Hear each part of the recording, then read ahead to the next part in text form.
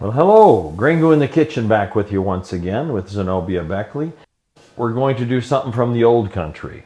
It's ribbles. And if anybody has ever eaten ribbles, you'll never forget them.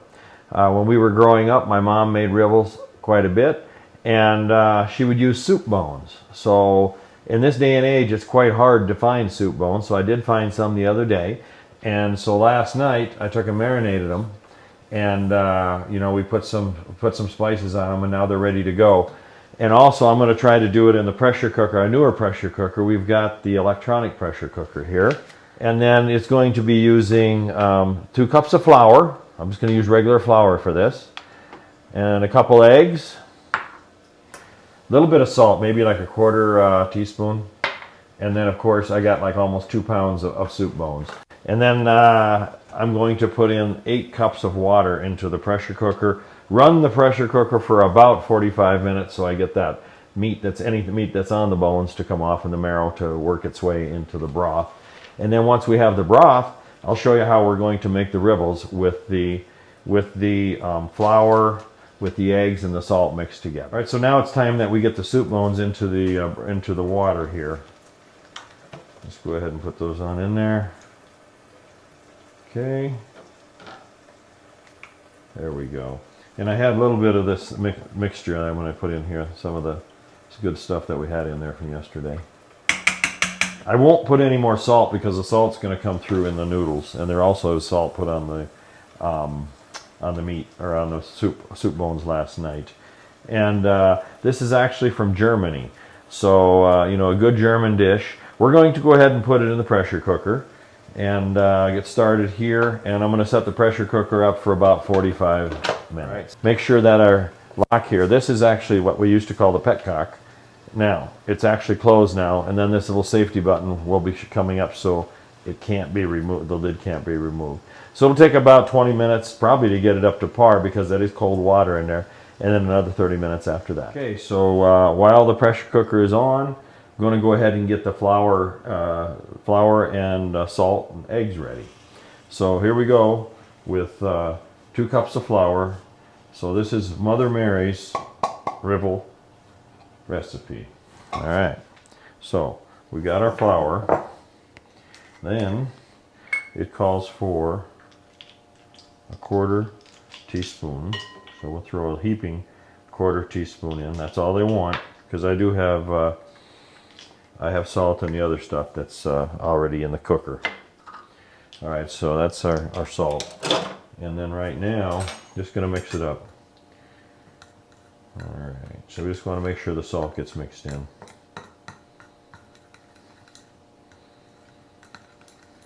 All right, and then in a little separate bowl, I've got to get the eggs mixed up here. All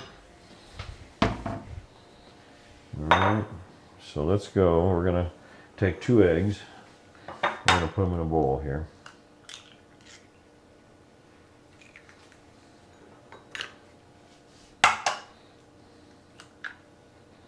And the eggs aren't as big as they used to be back in the day. So actually what I think I'm going to do is do 3 eggs, because they're so small, they're like pigeon eggs. Start it with a fork and let's see how that works out for me.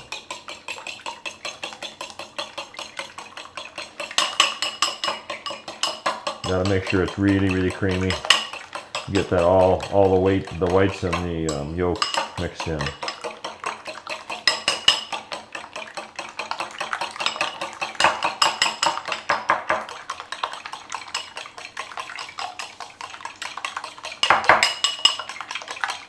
There you go.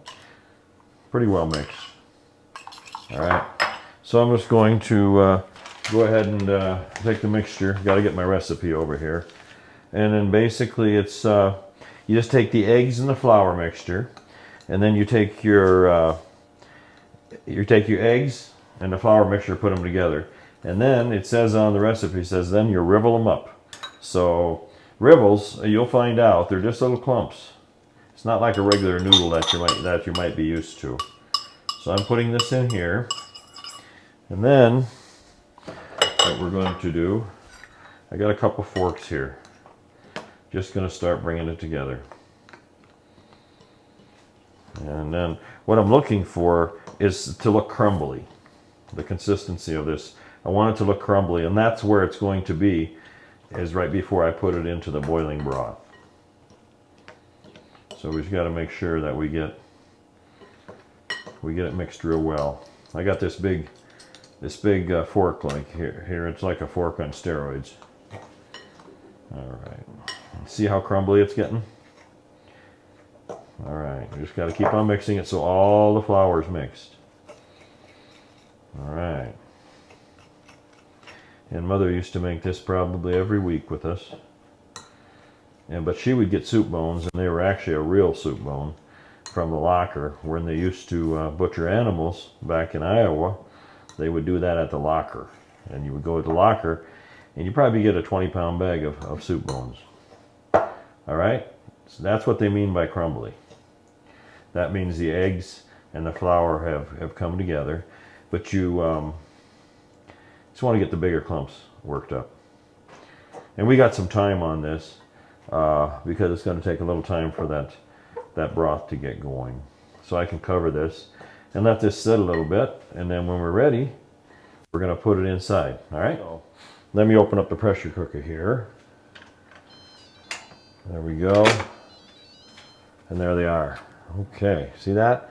That bone, the meat should come off the bone here, and hopefully. And then I'm going to transfer this over into a pan that's on the stove, and that way I can get it boiling again. Let me just see how the meat looks on this. Some of it will come off. Yeah, you see that? So I'm going to work through that a little bit before I put it in the pan. We're going to take this broth, and we're moving it over into another pan. And then some of that meat went with it. Now we're going to get it boiling, and then once it gets boiling, we're going to drop the rivels into it, and going to make us some rivel soup. And I was able to go through the bones, and there's some meat on there, so I wanted to go ahead and throw that in the soup. You can see that the broth is actually cooking or boiling at this point. We're just going to put a few pieces of meat that I found on the bone. All right, and then we're going to get the rivels ready to go. Like I said, this is how Mom did it. I've never done this before, so this is my first time. But it just says in the instructions, just sprinkle it in. Sprinkle them in. There we go. You just sprinkle them in, rivels.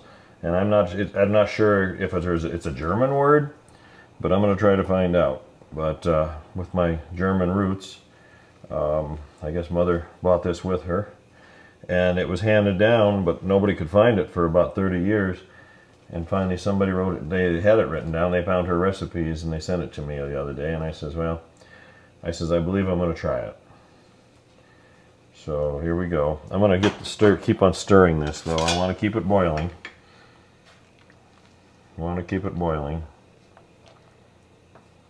All right. Well, I don't want to be in too much of a hurry because I don't want it to start clumping on me. And it has its own natural thickener. You can actually see that it's thickening on its own. You can do this with ham. A lot of people do. They do a big ham, and then the bone, whatever's left on the bone, they do the same thing. And I've tasted it before. It's pretty good. You can use ham. You can use chicken. Any type of meat. There we go. Once again, let's stir it. And as far as the time that I have to let here and cook, that's what we're just going to have to go through and figure that out, because that was not written in the recipe. I'm thinking probably more like 15 minutes or so, just so the flour and the egg is well cooked. And it's basically a noodle, but it's a rivel. And honestly, I never knew that a recipe existed. I thought my mother had just made it up. But I believe she got it from her mother or her brothers or sisters and made it for us. Just a little bit more here to go. We're just going to sprinkle it in there.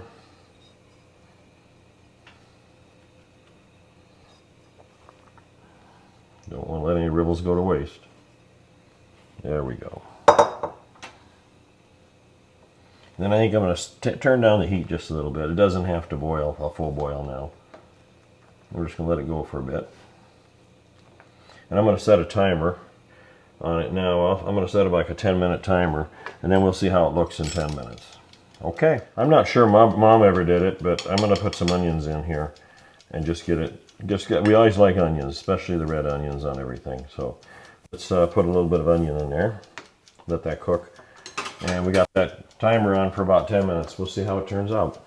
I've been tasting it along the way here a little bit, and I had to put some more salt into it, put some garlic and ginger. We threw some of that in there. So, and of course, we got the onions. So I think we're in good shape right now, but you'll have to add the salt and everything else you want to put in there for your spices to your own taste. Otherwise, just with salt by itself, it's a little bit bland. So if you want to kick it up a little bit, you know, some garlic and whatever you can do will help. Okay, and ribbles are ready. As you can see here, we've got a really nice bowl along with a little cilantro on top. It's ready to eat. I had to add a little bit of spice along the way, some garlic, some salt, and onion. But really think this is a really nice recipe. If anybody wants to share it with their families, you can. Thank you, my mother, Mary. She handed this down to the family, and I think I will be using this quite a bit. So, on behalf of myself and Zenobia Beckley, appreciate you watching our videos every week. Also, some recipes that I can find from my mother. I'm going to continue to try to do something at least once a month. Once again, on behalf of Gringo in the Kitchen and Zenobia Beckley, appreciate you watching us. Please subscribe, like, share, put your thumbs up so you'll be able to get some of those videos, and ring that bell so you'll be able to see when videos are actually coming out. Thank you, and have a wonderful day.